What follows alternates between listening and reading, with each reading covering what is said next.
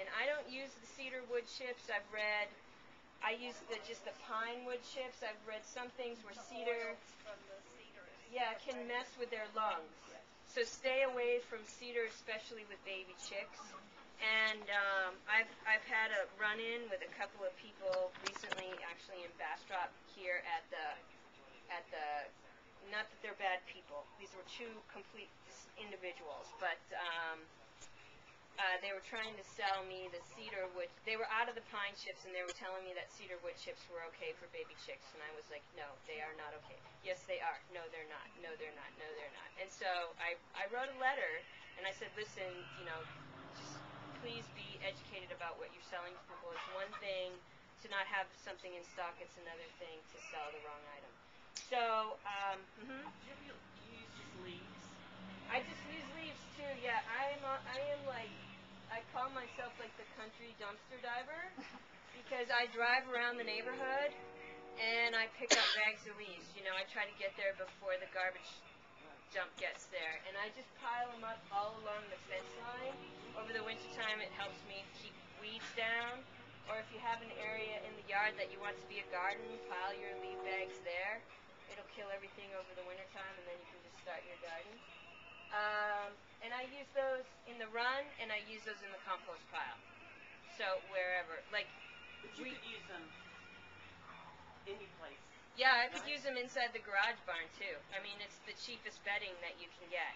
What you do want to be aware if you're collecting leaves is you do want to do a little research and find out which plants birds are that are poisonous to birds. Like oleander is poisonous to birds. Castor beans are poisonous to birds. There's different types of lilies that are. Some are not. Some are. So you want to just, before you pick up the leaves, look in the yard and see what they have in the yard.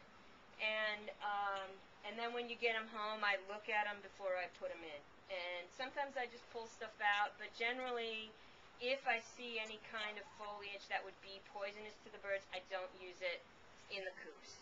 I will put it in the compost pile and use it for the gardens. Because I don't want to take the risk that there's a little piece that I missed. With your pine shavings that you use, that's what I'm using. And I clean out my coop regularly, and I'm worried about composting. I mean, do you compost your pine shavings? Yeah. And you just, throughout the year? Uh-huh. Okay, and it's no problem? No, these two compost piles over here have pine shavings in them. Okay. Just make sure that you add green into it. And if you run out of green, it's not the cheapest way to do it, but what you can do is go to the feed store and buy a bag of alfalfa pellets and just put like a couple of cups of alfalfa pellets on top of your wood chips or with your leaves, and that will serve as a green for you. Okay. And it's easy to store. Yeah? You know what I do? The land that I bought, they used to grow hay there. So I go out with my mower and I put the bag on and I just mow and I empty the chicken coop. They love it because it not only is it chopped up grass and little seeds from the whatever, it's oats or whatever they grew, but there's like little bugs in there and the chickens listen to plus I too. go around and catch grasshoppers. My chickens love them. Oh my gosh, it's so fun to put a grasshopper in there and watch them all run around and chase each other. Yeah. These chickens have had, I haven't had any rat snakes in here yet, and that's another thing to consider when you're building your coop. A rat snake can fit through regular chicken wire. If you use 1 inch or a half-inch hardwire cloth is best because the big snakes can't fit through. The small snakes that have made it into this coop have never come out alive. And you will know something's going on because they'll be they do nasty things to creatures that go in there. And I'm always like, you don't want to go in there, don't do it. And the lizards don't come out alive. Once you're in, you're done. Grackles don't come out alive. Grackles? Really? My girls do not like grackles. Yeah. So don't put cedar in your chicken coops. It's a plant. You can get a lot of it. You can get it chipped for cheap. Don't use it. Pine or leaves or wood chips or compost or just do your research. And I did research for about 1.5 years before I got the very first chicken. I'm a little anal about my research too. So, but write to people. So if you have questions later and you want to write to me, and I know the answer, I'll give you the answer. If I don't know the answer, I might turn you to somebody else and say, this person might know better than I do. I also keep 2 rabbits. These are just buddies. This is Heinrich Otto, and he's a lion-head rabbit, and that's my new guy, and I haven't named him yet. So we'll see what he turns out to be. Let's see, what else should I be talking about? Chicken feed. I feed the chickens organic. The baby chicks, when they first start out, and I've gone back and forth on this, I've read that the corn in the Coyote Creek, because they have a hammer drill, but some of the corn pieces are still pretty big in the chick starter. And I've read, and I've had a situation with 2 baby chicks where it was too big and they had problems and they didn't make it. And so what I've read is for the first 2 weeks, give them the Joe Schmo crumbles for 2 weeks. And since I've done that, I've had no problems whatsoever. After 2 weeks, they seem to have developed enough digestive ability to take the Coyote Creek. So for the first 2 weeks, I'm not feeding them the wholly organic. But now there is a non-GMO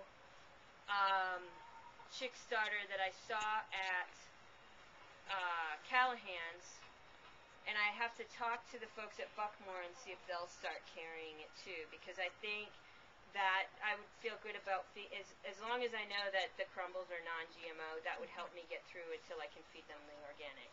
The reason I feed organic is because I feel if I'm going to take the effort to do everything else I'm doing, then I want to do it all the way around. You don't have to raise your chickens organic. That's completely up to you. It's not cheap.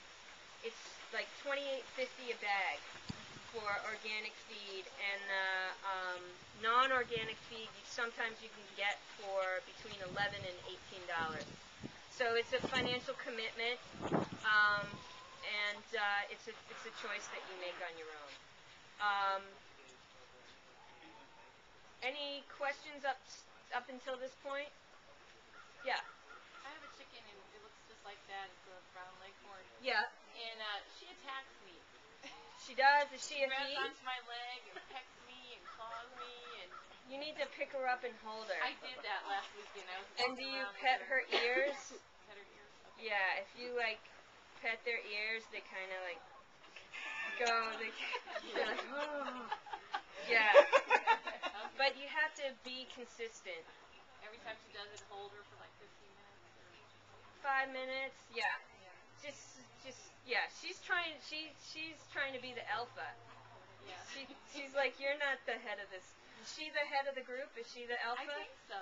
Yeah. But she can get the others to do it too. I mean, they all come running out. Oh, maybe they're just trying to pay attention. Maybe they're just checking you out. Because when I go in, they'll peck at stuff.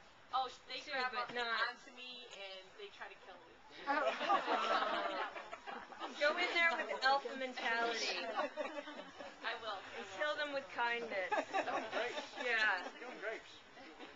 So I'm going to get a chicken out. I'm going to show you how to trim the wing feathers. Okay. Michelle, one more quick question. Yeah. You were talking about the raccoon, the 242 raccoon train coming through. Yeah. And this doesn't have hardware cloth in front. They haven't tried to pull here, I guess. They haven't tried to pull here. Okay. But the chickens are in the Already in inner there for the coop, night. and I shut that door at night. Okay. So this isn't the best way to get to them. It would be around That makes sense. the other side to get to them. Then around the other side, I have 1/4-inch hardware cloths, so they're going fine. nowhere. Yeah. Great. Let me just get a girl.